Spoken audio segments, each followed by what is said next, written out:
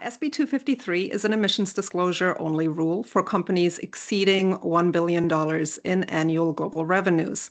For now, you'll have to calculate and report emissions from your direct operations and purchased energy, known as Scope 1 and 2 emissions.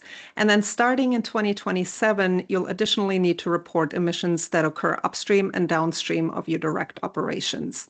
And those are known as Scope 3 emissions.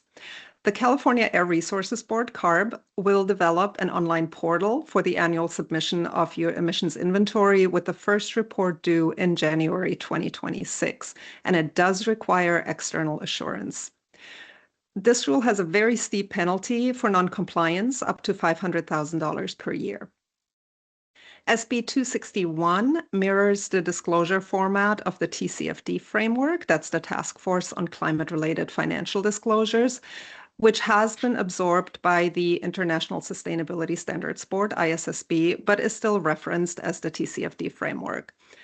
Its focus is on the strategic approach to climate risk, including governance and oversight, the identification of risks and opportunities, climate-related metrics and targets, and the approach to risk mitigation and adaptation, again, to ensure long-term organizational resilience. And to be clear, this framework is about material financial risks from climate change to your organization. You do not have to cover non-material financial risks or how your company manages climate-related impacts to people or the environment.